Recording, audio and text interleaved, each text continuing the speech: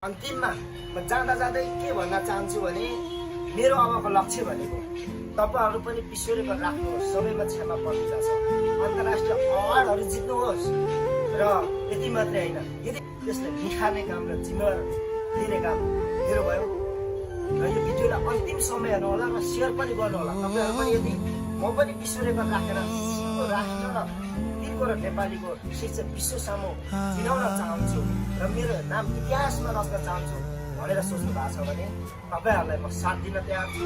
Doctor Akshay Kumar राईलाई सम्झिनु होला। म युनिभर्सल रेकर्ड फोरमको कोअर्डिनेटरको हैसियतले र एक्सक्लुसिभ बुक अफ वर्ल्ड रेकर्डको कोअर्डिनेटरको हैसियतले र एमजी बुक अफ वर्ल्ड रेकर्डको ब्रान्ड एम्बेसडरको हैसियतले 34 वर्षमा दिन सफल भएको सफल युवाको हैसियतले भन्न चाहन्छु।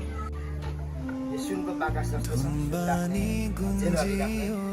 मेरो अबको लक्ष्य भनेको तपाईहरु पनि विश्वरेकर्ड राख्नुहोस्, सबैमा क्षमा पर्दिदा छ, अन्तर्राष्ट्रिय अवार्डहरु जित्नुहोस्, त्यसले निखार्ने काम र जिम्मेवार लिने काम मेरो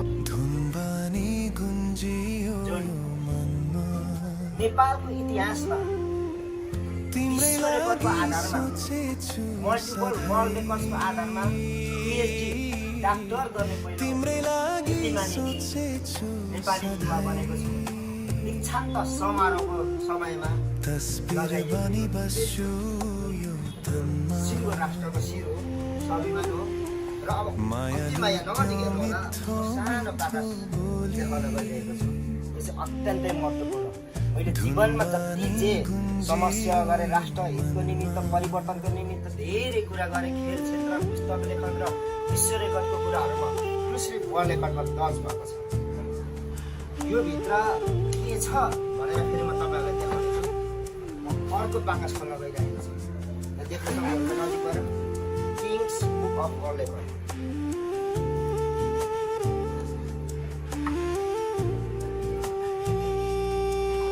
यो अहिले म बताउने छु अन्तिममा रातो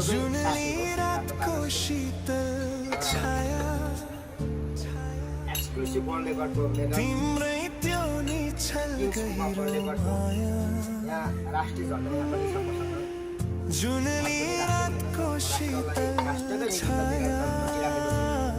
राष्ट्रकै हितमा यसको पनि मसँग तिनवटा होला। पैसाको बिटा लिएर आयो र मैले मैले नेपाली विश्व सामु पार्नको निमित्त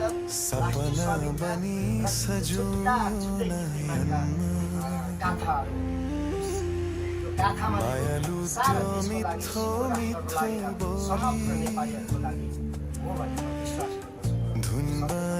गर्दछु। एक्सक्लुसिभ वर्ल्ड रेकर्डको बाकस म यसलाई खोलेर सुरुमा देखाउनेछु, अन्तिममा मात्रै म रातो देखाउँछु। यो सानोलाई चाहिँ म अन्तिममा मात्रै देखाउनेछु। यहाँ नजिक हेर्न सक्नुहुन्छ एक्सक्लुसिभ